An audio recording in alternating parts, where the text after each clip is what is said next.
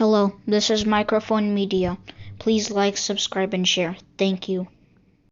سلام تعينا هذا اللي ده عنده علكم ده حديركم أما لا علم زلهم سمعتنا سلام نأخذكم يخون زي مايكروفون ميديا يون مايكروفون ميديا حدش زغنكم كعامنكم عاد احنا مساهم نالنا ناي كل شيء عمد مستي نايز فيت 7 أكال كوينكم كتكسلوا سبسكرايب زي جوركم سبسكرايب جورو لايكن شيرن غيركم نخصم عوون بخبرن عدمكم باركس زي قبلنا سمعتي لما أنتي فلي زبالة بروجرام حزنا لكم مسئنا لنا تقراي زغولو وزاكل نعبي أحمد كيبم وأم زلو كيبم والو كاب عفار جميرو عندهم حارة كاب عفار كشاع سلمتي كشاع معراب تقراي بالومبر خيبم يمزلو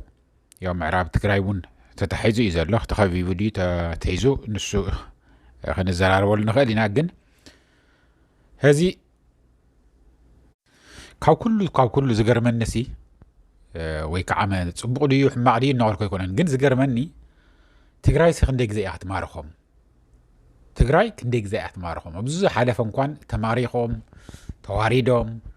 بسريهم شينهم تولاشيهم زي تملسو معارك توسيخهم جاقانيهم تبهيدهم عيوهم كتشنفيهم تبهيدهم درون النهينا حيلا اير النهينا كل نقر النهيو زغل لي سراويت كعمة من نقر ولدو ولا دينا بخيل زي طيق مردئم زي يدليو نيكم نساتهم مزحال عرر ناقوركم كتشنفوا إخم كتوروا وميخم بخم اسلم بتا خيدكم كتوروا ومتخولي إخم تبيلهم جاقينهم نمسو بزحات اللو قنا أنا زي جرمان نسي هزون سي كمارو خدي يوم يو كمارو خدي يوم زيهم كل يوم صاوعيت تغير الله صاوعيت من يغيروا بنا إثيوبيا مكلاكيا سراويت ديو ويس بنا تغراي سراويت ديو ويس ناي تغراي حزب يو نسوق نقرأكم هنا ويس ناي من كم صوع زلوا جن ونود نبزراب زياتهم زغل لي سراويت عالم قد كش عزفت إني برها إني باج على بدي زي ناي هاي لجبر سلاسي تهلا قرطة فوتوشوب جيروم إيامهم سيام وزن هو سافي كوننز يونيفورم مخدينهم بقى AI سرح يو أي فلت أنتو AI زولهم بر دارجنا مباليهم كيدم نيرم هذا جن زيهم كلهم تم تماري خمسين نورو هزون مسيم الله كلهم تم جنرالاتنا إثيوبيا مكلاكيا سراويت ناب تقراي تعزيزهم أفتهم ناب تقراي تسقي أمزلو زمور حزلو كلهم سمام وصي اللي سمعتي زر غير خلنا نقرأكم إياه كلهم بزي من مترتر تماري خمسين وي حدك زي تماري خويهم وي كلتك زي تماري خويهم كلمة هزي مالتي تماري خم تسديدومس እንደገና ዓመ خواقو يمصو نواقو علم طيت توديوهم كل ነገር مسانو ወይ ወሰራዊቶም ሞይቱ ረጊፉ ምስ ሓለቀ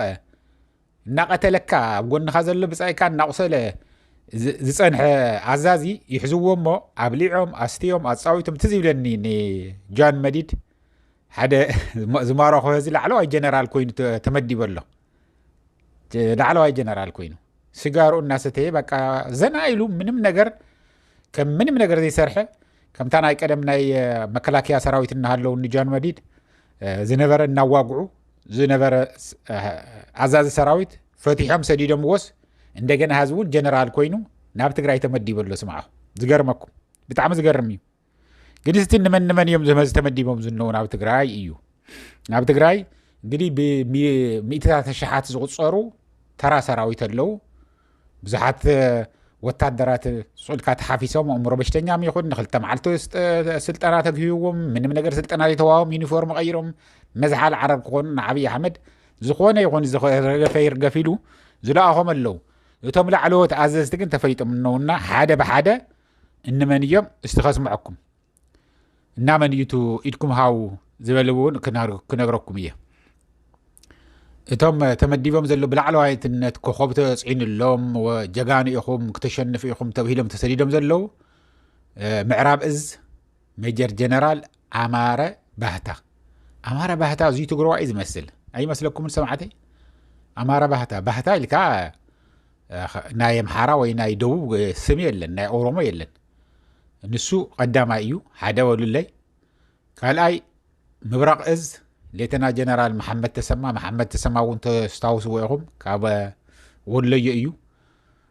እቲ ሳልሳይ ዘሎ ሰሜን ምብራቕ ሌተና ጀነራል ኣሰፋ ቸኮል ዝተባሃለ እዩ እዚ እውን ያው ትፈልጥዎ ኢኹም ካብኡ ናይ ደቡብ እዝ ዝነበረ ዓመ ያው ደቡብ እዝ ይበሃሉ ሰሜን ምብራቕ ይበሃሉ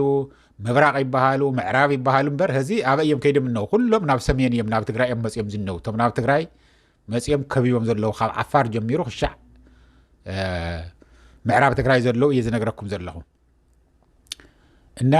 ጀነራል ኣሰፋ ቸኮል ኢለኩም እየ ደቡብ እዝ ሌተና ጀነራል ሰሎሞን ኢታፋ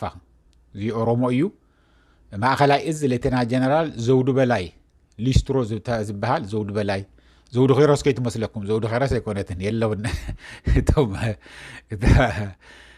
ባንዳታት ኣብ ዝርዝር ውስጥ ኣተውን ዘለዉ ዘውዱ በላይ ዝተባሃለ ወዲ ተባዕታይ እዩ ከዓ መዚ ምናልባት ትግራዋይ ክኸውን ይኽእል ሊስትሮ ከዓ መቕፅል ስም ዘለዎ ማለት እዩ ቅፅል እንድሕር ኣልእዎም ያው ትግራዋይ እዩ ማለት እዩ ዘውዱ በላይ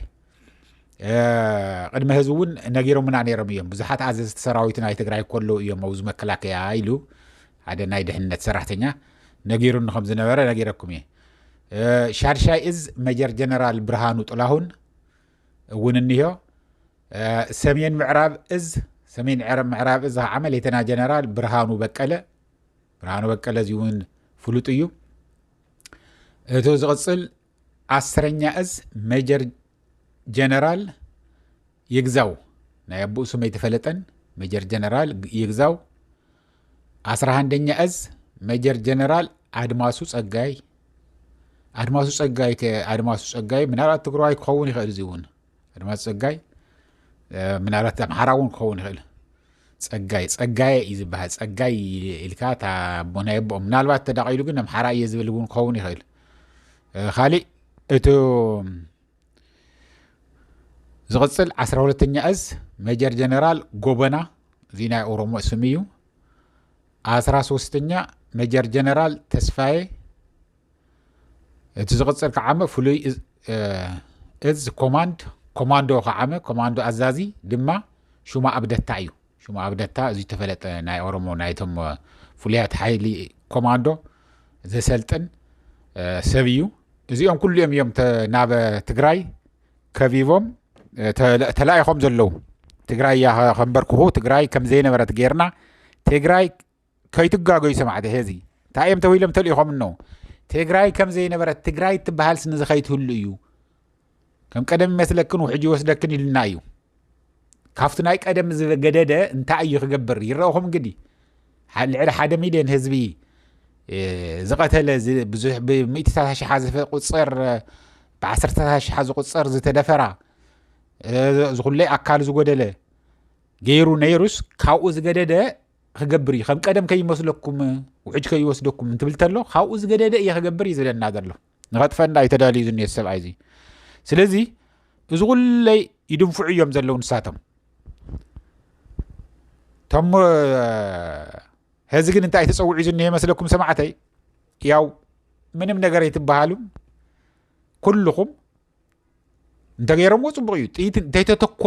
እንተይተኮሱ እንተይተዋግኡ ኢዶም እንተሂቦም ብጣዕሚ ፅቡቅ ትክክል እዩ እየ ዝብሎ ብዘይ ምንም ቅድመ ኩነት ንሰራዊት ትግራይ ኢድኩም ሂብኩም ሂወትኩም ኣድሕኑ እዩ ዝብል ሕዚ ከምኡ ምባል ፅቡቅ እንድዩ እንተይተዋግኡ እንድሕር ኢዶም ሂቦም እዞም ኣዘዝትም ይኹን ተራ ወታደርም ይኹን ተራ ወታደር እኳ ተገዲዱ ስለ ዝኾነ ኪድ ንቅድሚት እናተባሃለ ጥይት እንትወዲአ እየ እንተይሉ እዩ ወይ እንተተወቂዑ እዩ ከማርኽዎ ዝኽእሉ እምበር ምን ክትገብሮ ይትኽእልን ሃዲሞ ከምልጠ ይኽእልን እንኳን ንሳቶም ቶም ኣብ ዓፋር ዝነበሩ ናይ ተጋሩ ባንዳታት ኣገዲዶም ምስፋኖ ክዋግኡ ወሲዶምዎም ኣለዉ ሎም መዓንቲ ምስፋኖ ክዋግኡ ኣገዲዶም ወሲዶምዎም ኣለዉ ዝገርመኩም ሞተ ከልቢ ማለት እዩ ኣብ ዘይምልከቶም ከይዶም ክዋግኡ ኣብ ዓደም ሓራ ወሲዶምዎም ኣትዮምዎም ኣለዉ ስለዚ እንኳን ነዚቶም ናይ መከላከያ ሰራዊት ንኣቶም እኳ ኣገዲዶም ይወስድዎም ስለዚ ኣገዲዶም ኪድ ንቅድሚት እናተባሃሉ እዮም ዝኸዱ እቶም ላዕለዎት ኣዘዝቲ ግን እዚኦም ኩሎም ስሞም ተዘርዚሩ ዝኒሄን ስሞም ዘይተዘርዘሩ ብሕቲኦም ዘለዉ ብዙሓትን ቅድሚ ውግእ ምግባሮም ኢዶም እንተሂቦም لك عم تزبها زلو قعد احنا مساخم إلكا أمسجنكا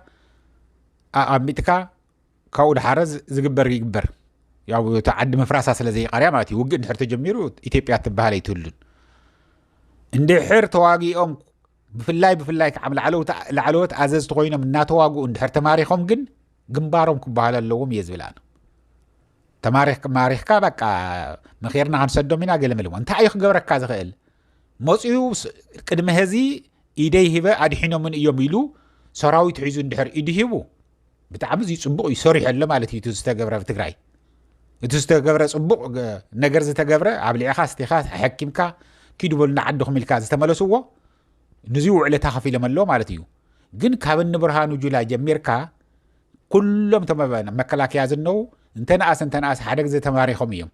جن هزون مسيوم زهت هازخو لو وخشع تاز تحازو يواقو يوم زلو يواقو اللو يطفو اللو يدفرو اللو بلوم طيت كي تودو النوالو حوي قاصلوهم نيرم يمن هزبنا سلازي نزوم سوازياتهم كما يركا يرهريخا عمن دغنا ايدكم هاوز بهاليمبر ايدكم بزيك منم قدم خونت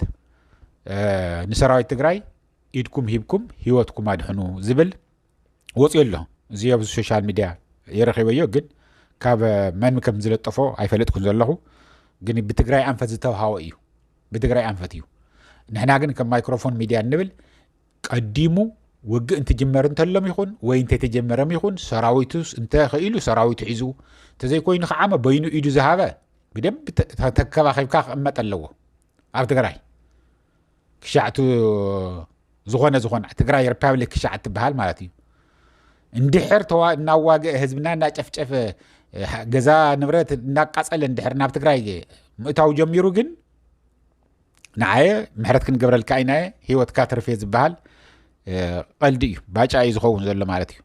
እዚ እናወልኩ ሰማዕተይን ህዘው እዚ ያኽለኒ ክሻዕ ዝቕፅል ግዜ ሰላም ድሓን ዋዕሉ ድሓን ደሩ እስ ኩልኩም ፀሓፉ እንታይ ይመስለኩም እንታይ እዩ ክግበር ዘለዎ እንታይ ክግበር ኣለዎ ኢልኩም ተኣምኑ ፀሓፍዎ የንብዎ እዮም እቶም ሰማዕትና እውን